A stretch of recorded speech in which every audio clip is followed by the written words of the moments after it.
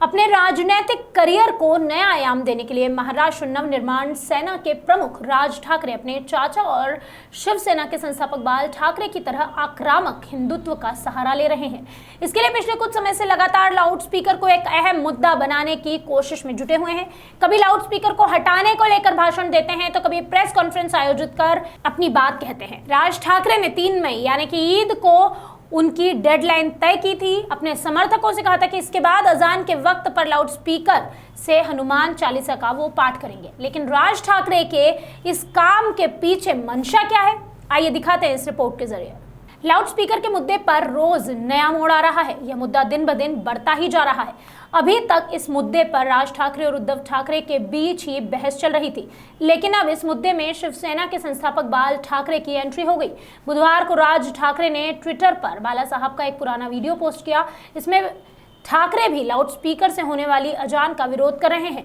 Video में बाल ठाकरे कह रहे हैं कि जिस दिन महाराष्ट्र में हमारी सरकार आएगी उस दिन सड़क पर होने वाली नमाज को बंद किए बिना हम खामोश नहीं बैठेंगे, क्योंकि धर्म ऐसा होना चाहिए जो राष्ट्र के विकास के आड़े नहीं आए।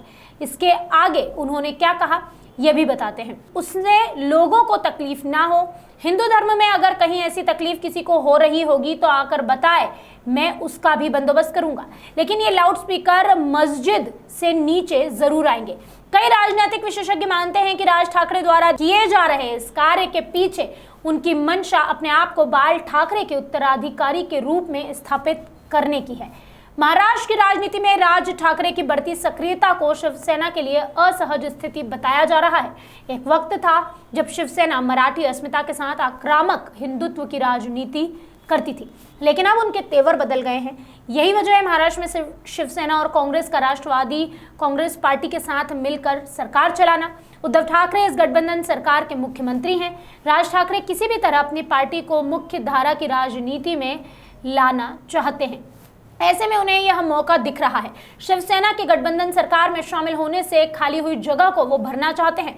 महाराष्ट्र की बदलती राजनीति के साथ राज ठाकरे ने भी अपनी रणनीति को बदला है।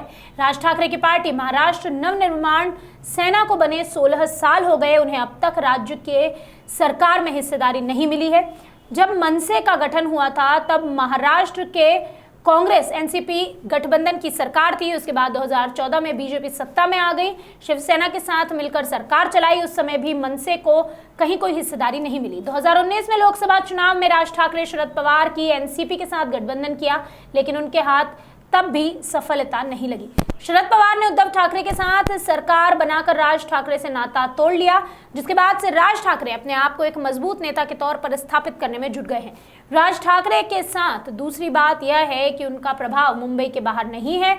उनकी ज्यादातर पकड़ मुंबई और नासिक में है। 2009 में राज ठाकरे की पार्टी मनसे के 13 विधायक जीते थे, जिसके बाद 14 और 19 में उनका सिर्फ एक ही विधायक विधानसभा तक पहुंच सका।